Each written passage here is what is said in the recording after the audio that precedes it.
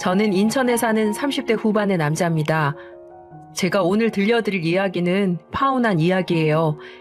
만약 단순한 성격 차이로 결혼을 물렀다면 사연을 올리지 않았겠지만 중간에 예비 장모님이 껴서 사기 아닌 사기 행각을 벌이는 바람에 파혼을 한 사례인지라 사연을 올려봅니다.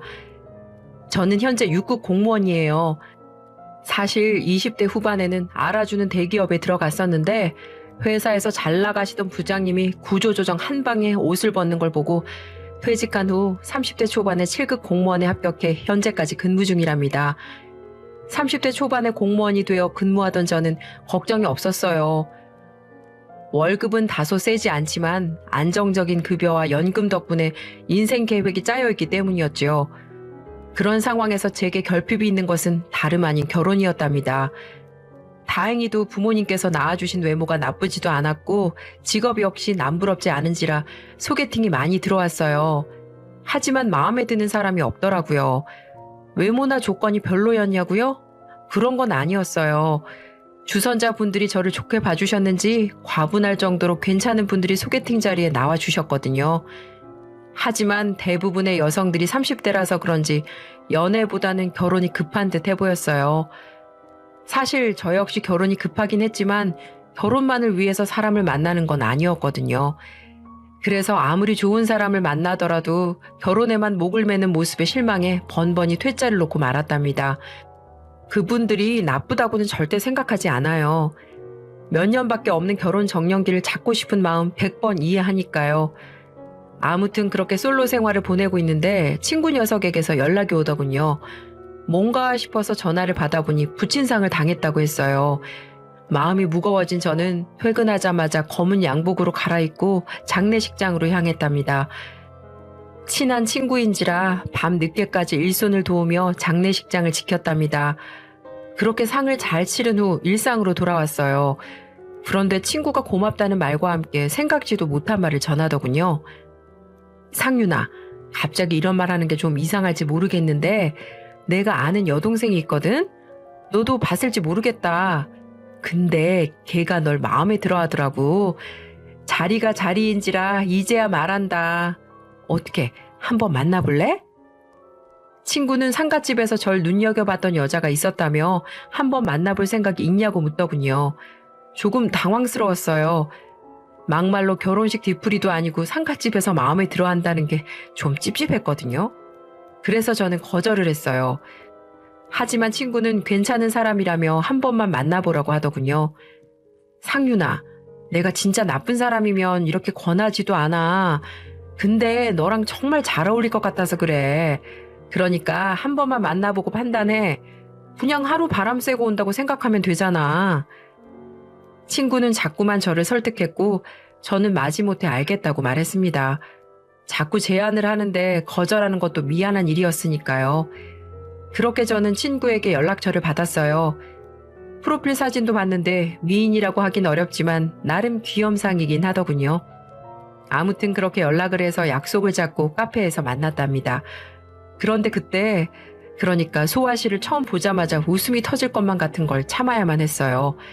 사진에 엄청난 사기를 쳐놨거든요. 와, 제가 여자들 사진빨 많이 듣고 실제로 당하기도 해봤지만 정말 이 정도까지 사기치는 사람은 처음 봤네요. 마음 같아선 당장 돌아가고 싶었어요.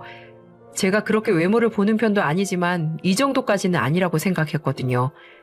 하지만 주선해준 친구를 생각해서라도 저는 일단 커피를 마셨습니다. 소아 씨는 제 얼굴을 제대로 보지도 못하시더군요. 아무튼 저희는 겉핥기식의 대화를 나눈 뒤 커피만 마시고 헤어졌고요. 그렇게 인연을 끝내려고 했죠. 하지만 며칠 뒤에 소아 씨에게서 또다시 연락이 오는 거예요. 저는 그 정도 티냈으면 됐지 눈치도 참 없네라는 생각을 품으며 좋게 거절했어요. 하지만 소아 씨는 포기하지 않더군요. 상갓집에서 저를 이성으로 볼 때부터 신기하긴 했는데 정말 그 정도로 강렬하게 저를 원하는 건지 매일같이 진지한 문자를 보내거나 제가 근무하는 구청 앞에 와서 만나자고 하더라고요. 제가 일하는 직장 앞에 찾아왔을 땐 정말 어처구니가 없어서 가까운 카페에 데려간 뒤 진지하게 말했답니다. 소아 씨, 미안하지만 잘 못 알아들으시는 것 같아서 솔직하게 말할게요. 저 소아 씨 마음에 들지 않아요. 솔직히 말하면 외모도 직업도 별로 마음에 들지 않습니다.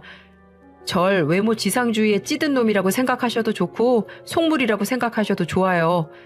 그러니까 더 이상은 찾아오지 말아주세요. 정중하게 부탁드릴게요. 저는 그렇게 말한 뒤 카페를 나왔어요. 그 다음날 출근을 했더니 직장 동료들 사이에 소문이 다 퍼졌더군요. 직장 앞에 여자를 기다리게 하는 능력남이니 뭐니 하면서요. 그래서 저는 이미 끝난 사이라며 못을 박았습니다. 그렇게 소아 씨를 잊고 살았는데 3개월쯤 지나자 잘 지내시냐며 안부 연락을 해오더군요. 그때쯤엔 워낙 오랜만이라 반가울 지경이더라고요. 참 이 여자의 정성이 대단하다 싶기도 하고요. 그래서 저는 소아 씨와 두 번째 만남을 가졌어요. 물론 그녀에 대해 호감을 가진 건 전혀 아니었고요. 저 역시 약속이 없어서 바람이나 쐬자 하는 생각으로 나간 거였죠. 소아 씨는 제게 잘 보이고 싶었는지 세미 정장을 말끔하게 차려입고 나왔더군요. 파스타집이나 레스토랑에 가야 할 듯한 차림이었고요. 하지만 곱창이 당겼던 저는 소아 씨를 데리고 곱창집에 데려갔답니다. 그리고 시커먼 아저씨들 사이에서 곱창을 먹었어요. 그렇게 하면 제게 정내미가 뚝 떨어져 귀가할 줄 알았더니 곱창을 열심히 먹더라고요. 심지어 제가 비우는 소주잔을 열심히 채우기도 했고요. 그런 모습을 보니까 이상하게 또 예뻐 보이더군요. 도도에 빠진 여자들이 아니라 이렇게 나를 생각해주는 사람이라면 만나봐도 괜찮지 않겠나 이런 생각마저 들더라고요. 그렇게 몇 번의 만남을 가진 저는 소아 씨와 사귀게 되었답니다. 물론 마음을 완전히 준 건 아니었어요. 가볍게 사귀어 보면서 알아가 볼 생각이었지요. 하지만 막상 사귀다 보니 그녀에게 완전히 스며들었고 정신을 차려보니까 결혼 약속을 하고 있더군요. 물론 소아 씨가 무슨 환수를 쓴 건 아니었어요. 그녀가 제게 헌신과 배려를 보여줬기 때문에 내린 결정이었죠. 결혼을 결심한 저희는 가장 급한 문제인 경제적인 것에 대해 대화를 했어요. 저는 공무원이라 월급이 빤하지만 소아 씨는 부모님의 이불 장사를 돕는지라 수입이 좀 불규칙적이었어요. 이불 가게 매상에 따라 다달이 급여가 다르다고 했거든요. 그나마 다행인 건 알뜰한 소아 씨가 무려 6천만 원을 모았다는 점이었어요. 30대 초반 여자가 6천만 원을 모았다는 건 정말 남들 다 하는 걸 포기했다는 얘기였죠. 저 역시 대기업 시절의 월급과 공무원이 된 후의 월급을 합쳐 6천 정도는 모았기에 둘의 저축액을 합쳐 대출 좀 받으면 나쁘지 않은 빌라에 들어가서 신혼살림을 차릴 수 있을 거라 생각했습니다. 그렇게 계획을 짜던 어느 날 예비 장모님께서 제게 전화를 걸어오시더니 제게 따로 만나자고 하는 거예요. 아직 인사를 드린 적이 없어서 나중에 소아 씨와 함께 정식으로 찾아가겠다고 말씀드렸지만 꼭 지금 따로 만나야겠다며 약속을 잡으시더군요. 조금 의아했어요. 처가에 인사드리는 거야 당연한 수순인 거고 시간이 지나면 자연스럽게 하게 될 일을 저렇게 억지로 당기려고 하고 계셨으니까요. 하지만 어쩌겠어요. 예비 장모님이 바쁘면 구청 앞까지 찾아오시겠다고 하시는데요. 그래서 저는 주말을 이용해 예비 장모님을 만났습니다. 소아 씨에게는 말하지 말라고 해서 저만 조용히 나갔죠. 약속 장소에서 뵌 예비 장모님의 모습은 정말 화려하더군요. 제가 알기로 소아 씨네 집안은 그리 넉넉하지 않은 걸로 알고 있었는데 예비 장모님의 차림은 재벌가가 아닐까 싶을 만큼 화려하더라고요. 머리부터 발끝까지 명품으로 도배가 되어 있었거든요. 제가 그런 쪽에 문외한이라 잘 모름에도 불구하고 알만한 브랜드들이었으니 말 다 했죠. 아무튼 저는 예비 장모님께 잘 보이겠다는 마음으로 깍듯하게 대했답니다. 여기에서 나쁜 모습을 보였다간 결혼이 진행되지 않을 수도 있기 때문이었죠. 그래서 저는 최대한 착하고 건실한 청년인 것처럼 행동했어요. 하지만 예비 장모님은 제 인성에는 별 관심이 없는 듯 하더군요. 김서방은 공무원이라고 들었어요. 저도 대충 알지만 공무원 월급이 뻔하잖아요. 앞으로 연차가 쌓이면서 급여가 오르겠지만 한계가 뻔한 거고 내 딸이랑은 어디에서부터 시작할 거예요? 아무리 세상이 변했다지만 남자 쪽에서 집 정도는 준비하는 게 예의인 거 알고 있죠? 예비 장모님은 제 월급과 연차 그리고 모은 돈, 집안의 재산과 심지어 집을 해올 건지에 대해서 물으시더군요. 솔직히 찝찝하긴 했지만 대답은 다 해드렸답니다. 그래도 장모님이 되실 분인데 심기를 거스를 순 없으니까요. 그렇게 숨막히는 대면이 끝이 났네요. 조금 불편하긴 했지만 어느 정도 견딜만은 했어요. 소아 씨에게도 말한 정보들이라 말하지 않을 이유도 없었고요. 그리고 다음 주 주말 예비 장모님이 저를 또다시 호출하셨어요. 이번에는 주소를 불러주시고 그곳으로 오라고 하시더군요. 그곳은 도심에서 살짝 벗어난 곳이었어요. 좀 수상쩍었지만 예비 장모님의 명인이 일단 향했습니다. 그곳에 도착해서 예비 장모님을 따라가니까 컨테이너 박스가 여러 개 있더군요. 여기가 어디냐고 여쭤보니 해외에서 수입한 이불들을 보관해 놓은 장소라고 하더군요. 실제로 예비 장모님은 컨테이너를 하나하나 여시면서 제게 이불들을 보여주시는 거예요. 꽤 큰 규모라 다 팔면 돈이 되겠더라고요. 문제는 그걸 몇 번이고 강조하는 예비 장모님의 태도였어요. 예비 장모님은 이 이불들을 다 팔면 얼마가 남네, 그걸 재투자해서 팔면 또 얼마가 되네 등의 말을 하면서 재력을 뽐내시는 겁니다. 저는 예 하면서 예비 장모님에게 질질 끌려다녔죠.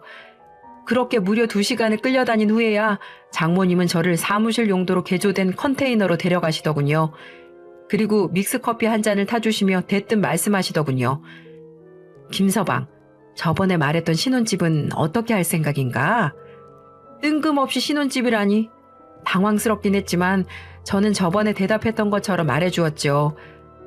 저번에도 말씀드렸다시피 저와 소아 씨가 가진 돈을 합쳐서 작게 시작할 생각입니다.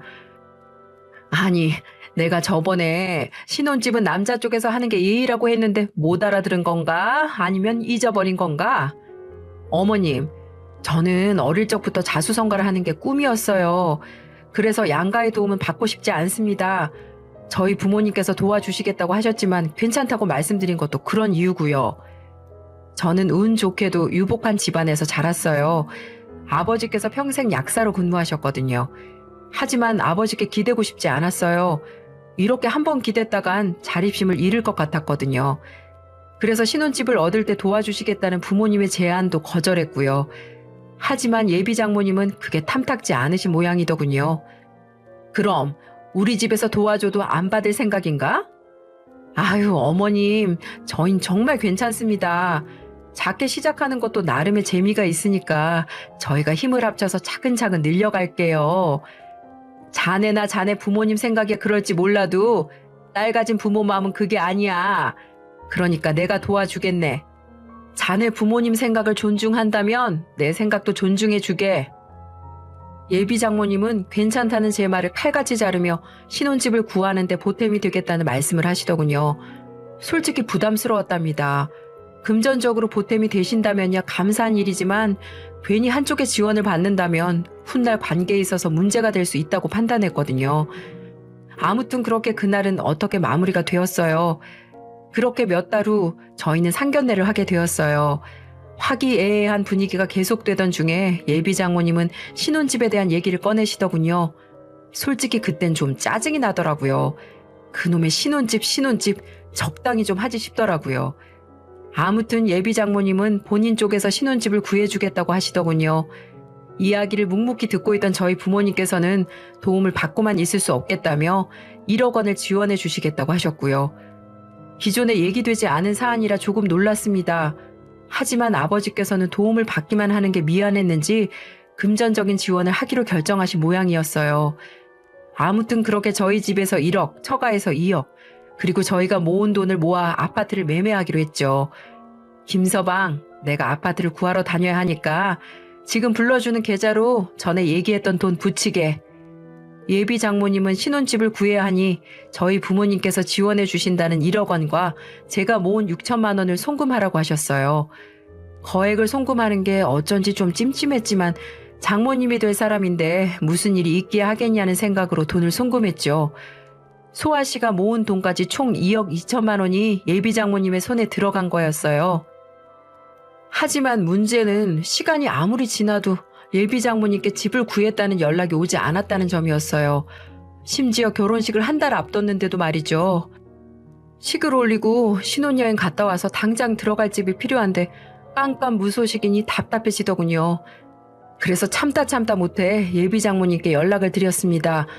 하지만 예비 장모님께서는 집을 고르는 중이라 오래 걸린다며 금방 끝나니까 조금만 기다리라는 말씀만 하시더군요. 그렇게 저는 일주일을 기다렸네요. 하지만 여전히 아무런 연락이 없더군요. 그래서 한 번 더 연락을 드렸더니 김서방, 내가 구하고 있다고 했잖아. 자네 왜 이렇게 재촉을 하나? 내가 그 돈을 어떻게 하기라도 한다는 거야, 뭐야? 하면서 오히려 썽을 내시더군요. 그래서 저는 알겠다고 말씀드리며 최대한 인내했답니다. 그런데 결혼식이 2주가 남아도 연락이 없는 거예요. 그때가 되니 저희 부모님마저도 어떻게 된 일이냐며 뭐라고 하시더군요. 중간에 낀 저는 소아 씨에게 물었답니다. 아니, 어머니께서 구하신다는 집은 대체 언제 구해진다는 거야? 당장 다다음 주가 결혼식인데 왜 아무 말씀이 없으시냐고. 나도 모르겠어, 오빠. 나도 매일 묻고 있긴 한데 구하는 중이라는 말씀만 하셔. 그래도 조금만 더 기다려보자. 엄마가 그 돈을 뭐 어떻게 하기라도 하겠어? 아, 됐고. 그냥 우리가 구하든지 아니면 우리 부모님이 구하게 하시든지 해야겠다. 답답해진 저는 예비 장모님께 연락을 했습니다. 그런데 이젠 연락도 잘 되지 않더군요. 그렇게 한 10번을 연달아 전화하니까 간신히 전화가 연결되더군요. 어머님, 왜 이렇게 전화가 안 되세요? 집은 대체 어떻게 된 겁니까? 구하긴 구하셨어요? 아니, 구하러 다니는 중이긴 하신 겁니까? 저는 예비 장모님을 다그치듯 말했어요. 그만큼 마음이 급했던 거죠. 하지만 저와 달리 예비 장모님은 느긋하시더군요. 미안해, 김서방. 내가 열심히 구하고 있긴 한데 좋은 데를 구하려다 보니까 돈이 조금 부족해서 조금 늦었네. 이제 몇 천만 구하면 되니까 조금만 기다려. 정말 어이가 없더군요. 뭐 얼마나 대단한 아파트를 구한다고 그렇게 오래 걸리나 싶고요. 아무튼 저는 돈이 얼마나 부족한 거냐고 물었어요. 예비 장모님은 딱 3천만 더 있으면 된다고 하더라고요. 그래서 전 일단 계약금과 중도금만 넣으라고 했어요. 일단 눈에 보이는 뭔가가 필요했기 때문이었죠. 하지만 예비 장모님은 지인에게 구하는 아파트라 전액이 있어야 가능하다며 거절하시더군요. 답답했던 저는 부모님께 양해를 구하고 3천만 원을 빌려 예비 장모님께 또 송금했습니다. 이놈의 지긋지긋한 집 문제를 빨리 끝내버리고 싶었거든요. 하지만 그렇게 며칠이 지나도 계약을 했다는 말씀이 없으시더군요. 또 답답했던 저는 예비 장모님 댁으로 쳐들어갔어요. 장모님, 계약 안 하셨죠? 대체 뭐 하시는 겁니까? 네? 김서방, 왜 또 여기까지 찾아와서 그러나? 내가 뭐 집을 안 구하고 싶어서 안 구해? 일 처리를 하다 보면 늦어질 때도 있는 거지. 늦어지는 것도 정도가 있지. 이게 대체 뭐 하시는 겁니까? 됐으니까 저희 돈 돌려주세요. 단칸방에 들어가든 고시원에 들어가든 저희가 알아서 할 테니까 돈 돌려주시라고요. 저는 예비 장모님이고 뭐고 소리를 질렀답니다. 인내심이 한계에 다다른 거죠. 그런데 또 웃긴 게 장모님께서 돈이 없으시다고 하는 거예요. 이건 또 뭔 신선한 개소리인가 싶어서 여쭤보니 내년에 팔 이불을 수입하느라 돈을 사용했다고 하시더라고요. 정말 정신이 아찔하더군요. 그래서 저는 일단 엊그제 드린 3천만 원만 달라고 했어요. 그건 부모님께 임시로 빌린 돈이니까요. 하지만 그것도 못 주겠다고 하더군요. 얼굴이 벌개진 제게 예비 장모님은 변명이랍시고 이런저런 이야기들을 떠들으셨어요. 김서방, 자네가 이불 장사에 대해 잘 몰라서 하는 모양인데 이것도 유행이라는 게 있어서 매물을 미리미리 사둬야 돼. 안 그러면 적자가 난다니까. 나중에 더 큰 돈 벌려고 하는 거니까 너무 상심하지 말게. 내가 뭐 자네랑 자네 집안 돈을 떼먹게 하겠어? 예비 장모님은 이렇게 말씀하시며 어쩔 수 없다는 듯이 말하더군요. 그리고는 일단 결혼식부터 올리고 월세방에 임시로 살고 있으면 이불을 팔아 지금 구할 수 있는 집보다 더 좋은 집을 마련해 주겠다고 하시더라고요. 어처구니가 없던 저는 예비 장모님께 여쭤봤습니다. 어머님, 집을 구하려고 하긴 하셨어요? 그럼 당연하지. 내가 좋은 집 구하려고 얼마나 바쁘게 뛰어다녔는데.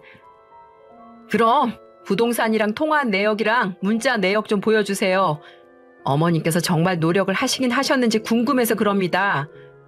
저는 예비 장모님이 정말 아파트를 구하려고 하긴 했나 싶어서 통화와 문자 내역을 보여달라고 했죠.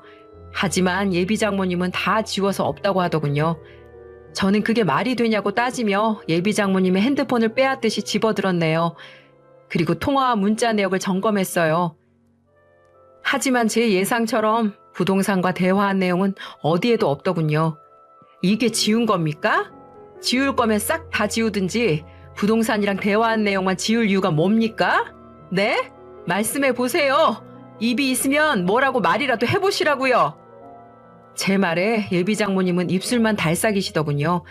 저는 그제야 깨달았습니다. 예비 장모님은 처음부터 아파트를 알아볼 생각도 없었다는 걸요. 속았다는 생각을 하니 분노가 치밀더군요.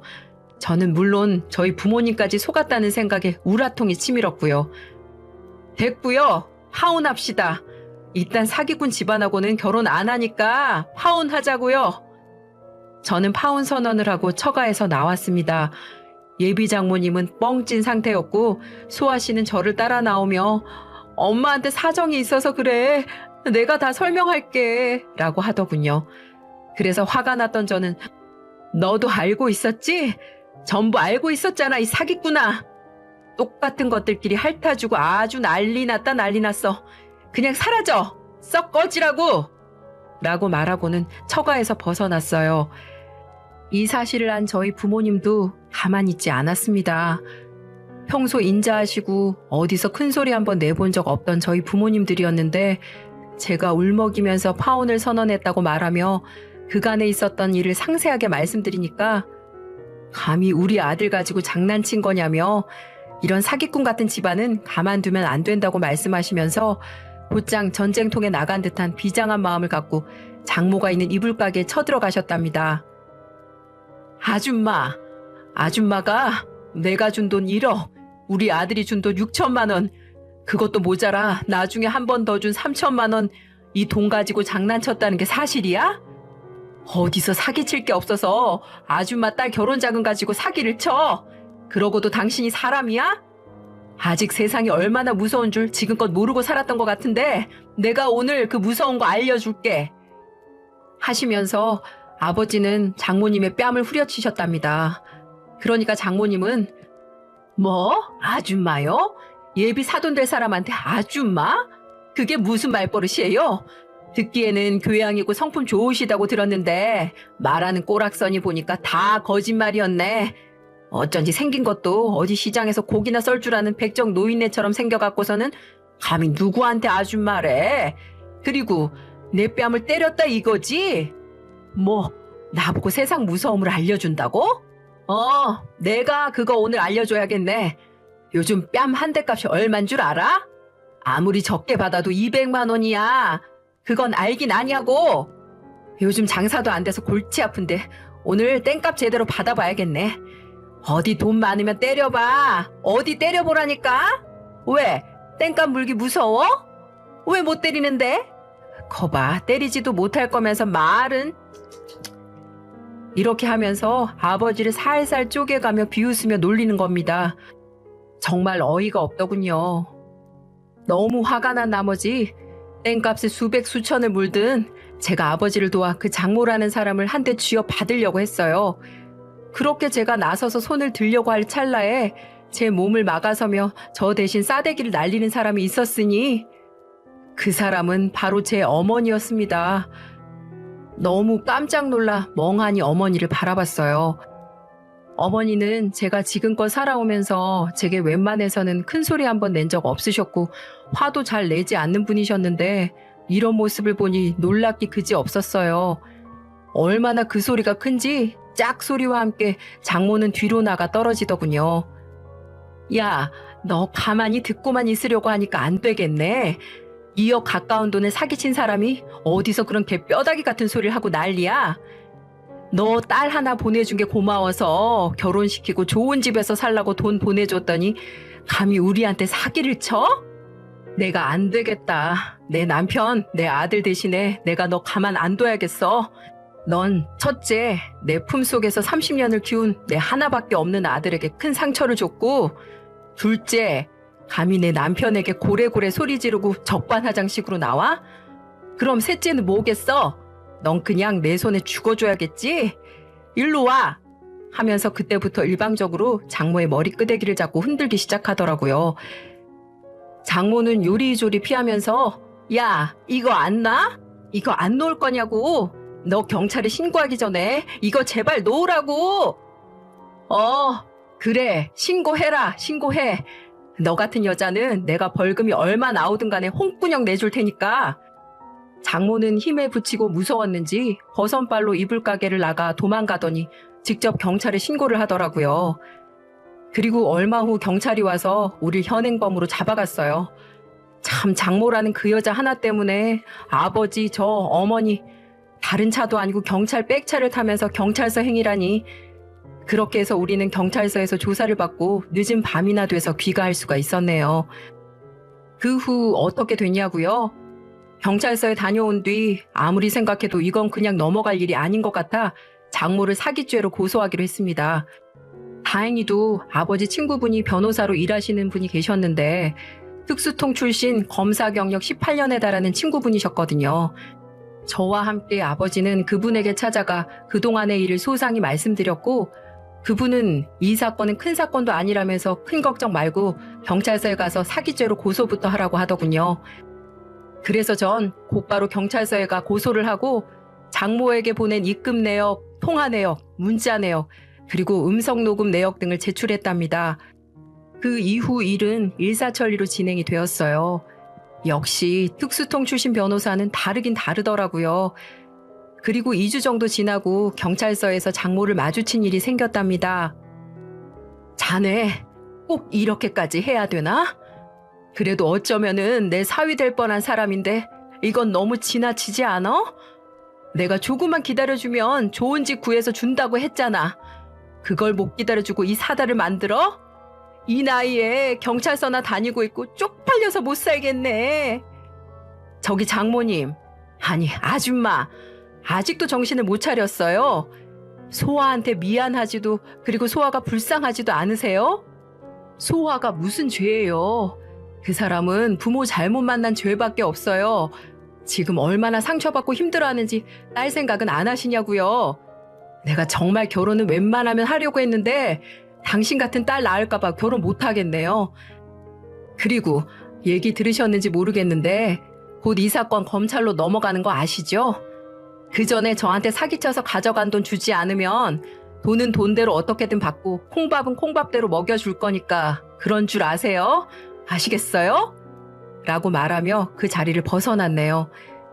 그리고 얼마 후 장모는 정말 감옥에 갈 수 있다는 걸 실감했는지 저희 집으로 저녁에 찾아오더군요. 아무래도 그랬겠죠. 무슨 1, 200도 아니고 2억이라는 큰 돈을 가지고 장난을 쳤으니 저와 합의하지 않으면 감옥에 갈 건 뻔했으니까요. 그러면서 내가 잘못했네. 전화로 사과를 하면 진정성이 통하지 않을 것 같아서 이렇게 직접 찾아왔어. 사실 그 돈으로 다른 데 투자를 좀 했는데 그게 일이 잘 풀리지 않아서 빨리 집을 구해주질 못했네. 물론 날 신혼집 할 돈으로 투자를 했다는 것 자체가 참 말도 안 된 일이지만 주위에서 그곳에 투자만 하면 2배로 불려준다기에 그 말에 현혹돼서 그만. 정말 미안하네. 그리고 사부인 내외분께도 정말 죄송합니다. 세상 물정 잘 안다고 생각했는데 제가 정말 인생을 잘못 살았네요. 피해보신 돈은 내일 당장이라도 입금해 드릴 테니까 부디 너그럽게 용서해 주세요. 이 일 때문에 제 딸도 저랑 인연 끊겠다며 집을 아예 나가버렸어요. 전 딸에게도 씻을 수 없는 죄를 진 천하의 나쁜 년입니다.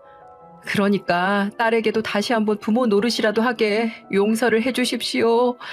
다시 한번 정말 죄송합니다. 이렇게 무릎이라도 꿇을게요.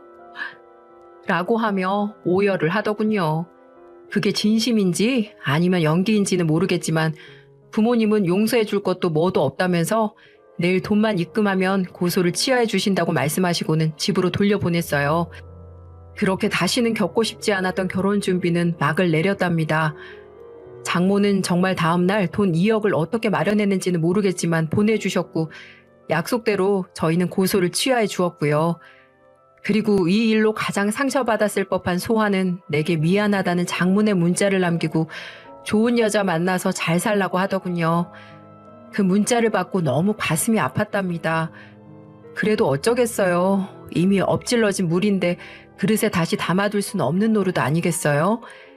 제 긴 사연은 여기까지입니다. 이번 일로 저는 참 많은 것을 배웠어요. 가장 큰 가르침은 연애와 결혼이 다르다는 것이고, 아무리 처가가 될 사람들이라고 해도 금전적으로는 믿어선 안 되겠다는 생각도 들었죠. 평생 철저하게 살아오신 저희 부모님도 조심하면서 살아야겠다며 놀란 가슴을 쓸어내리셨고요. 아무튼 저는 앞으로 여자를 만나게 된다면 신혼집을 구하는 것이든 아니면 결혼식장을 구하는 것이든 전적으로 제가 주도해서 하려고 합니다. 만약 상대측만 철석같이 믿었다간 이번 일처럼 파혼을 하게 될 수도 있으니까요. 이 사연 들으시는 여러분들께서도 예비 시댁이나 예비 처가라고 무조건 믿지만 마시고 따질 건 확실하게 따져가면서 결혼을 진행하시길 바랄게요. 만약 그렇지 않는다면 저처럼 어처구니 없는 일을 겪으실 수도 있을 테니까요. 그럼 제 이야기는 여기서 마치겠습니다. 짧지 않은 사연에 이렇게 함께 해주셔서